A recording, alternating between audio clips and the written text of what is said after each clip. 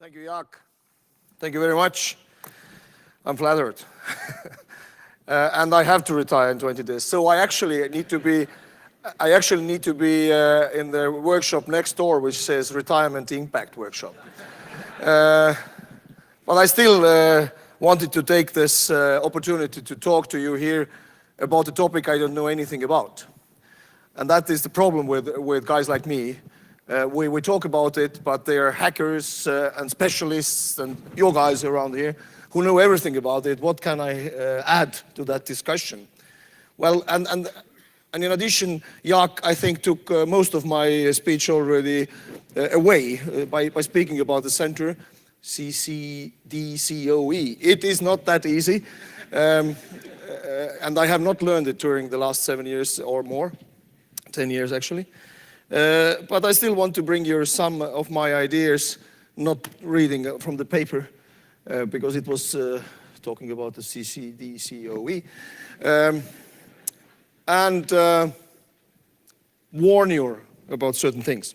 But the first thing I want to mention here now is that I think this conference here and the conference in Tallinn and hopefully one day and CyCon East are a very big example of the cooperation around the world. But this current conference here and in Tallinn is the example of transatlantic bond we have. So don't take these talks about the European army too seriously. We need to do more in Europe, for sure. But there will be always a place for transatlantic link in the hearts of Europeans. I can assure you that. The second thing which annoys me somehow is that people in these conferences in the last years always talk about emerging threats, new challenges, which, sorry, have been around 20 years now. I got my first computer. It was 486, I think, or something, in 1992, 94. And even before that, it was there. I think it was 93, I don't remember exactly the date, where there's a competition, which is the best invention of the world. What do you think, what was it in 1993? You know this Guinness beer cans have this little ball in it, and it makes the foam right. And what was the number 2 invention? That was World Wide Web. So how wrong we can be with defining. And my problem is that the defense forces, military, are so concentrated on old thinking that they have not been able to be innovative. In the past, military was on the leading edge of the innovation of technology. Internet and emails, one of them. But we have lost the track. We are still procuring computers which can survive the nuclear war. At the same time, the people outside throw the iPhone away and buy a new one which does 10 times more things than the last one, and we are not able to catch up. I think we are on the way, but we are not there. How can we deal with it? I mean, the 2007 Estonian attacks were not attacks, and for sure not military, because it was just scratching the surface. But it made, as Jaak already said, us focus on what was important. I was close to the government work in 2001 as the first paperless, as we called at that time, government was established. That was the e-government. Estonian ministers were working in the e-government space already 2001. That was the reason why we thought our chief of defense that time, General Johannes Kert, said, NATO forces us to develop a niche capability. And we thought, well, that should be something in the niche capability. 2001, 2002, we were considering that. 2004, as already said, we made the proposal. And that time they said, it is, if it's not civilian thing, for sure it is intelligence thing. And you know, intelligence people don't talk to each other, or they do it only by bilateral price-benefit cooperation. You give me something, I give you something. And the cyber world worked that time the same way. Not understanding that this is a network, and networked approach needs a networked response. And though 2004 Estonian Defense Forces volunteer force called Kaitseliit National Guard, which is volunteers who want to add to the defense, created the Cyber Defense League, which is people who worked in the banks and private businesses, daily basis, fighting the hackers. And as you know, they are in the permanent battle every day on the cyberspace, came together and decided that what could we do to defend governmental infrastructures. Even that time, we didn't talk about defense forces infrastructures. We talked about governmental infrastructures, because there is no such thing that the military cyber defense. There is no borders in cyberspace. There is no such thing than Estonian cyber defense, or Latvian or Lithuanian, or US. It is a network based on the World Wide Web.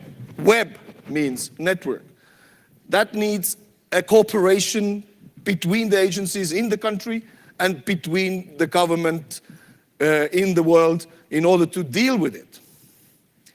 Are we good in it? I'm not sure. But we try to do.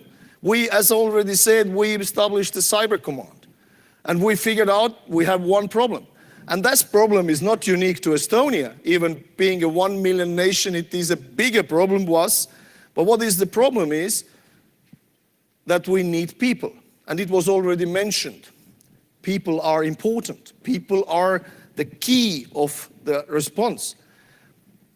But the competition with the outside world tells us that all the people whom we train, go to the Microsoft and Apple and so on, get 3 times more money, and they're gone. How can we deal with it? What is the way to have sufficient intelligence and train people to deal with the cyber threat? We need to do it, all of us. And that is one lesson learned. It's not about cyber people only. It's about everybody has to be a cyber specialist. Every soldier, every military in the defense forces need to first to know everything about the cyber hygiene. The cyber defense starts from the cyber hygiene. We have introduced the test for every military person in Estonian Defense Forces 3 years ago. The attack rates went down from 1,000 to 600 to now 200 cases in the month, which means we have decreased it significantly. Everybody needs to be in the personal level aware. Second thing which bothers me as really is, have we been able to operationalize the cyber weapon?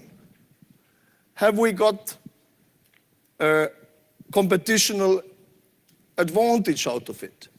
No, we are running after the case, not winning it. And there are certain countries which can direct resources better and don't need to bother about their ethics. They are getting better and better on what we still are not able to. And the last thing is, we are preparing for the last war.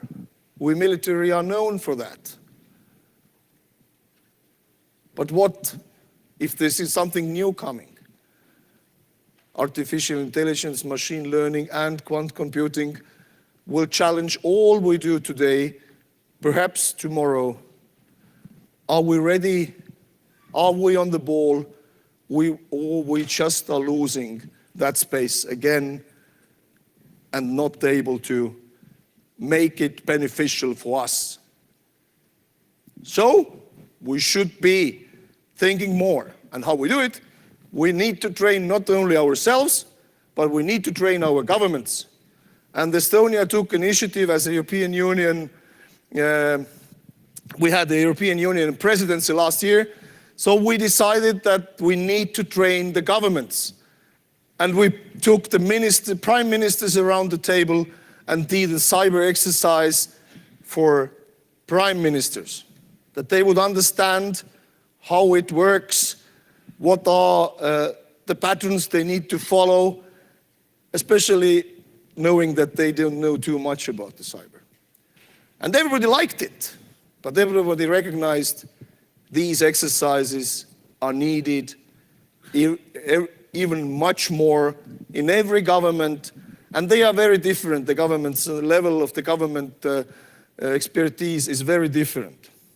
So finally, I just want to say we need to catch the flying plane, jump on, and be ready for the next challenges before they hit us, as they hit us in 2007, cyber attacks in Estonia, and after that in Georgia and Ukraine, etc. Thank you very much.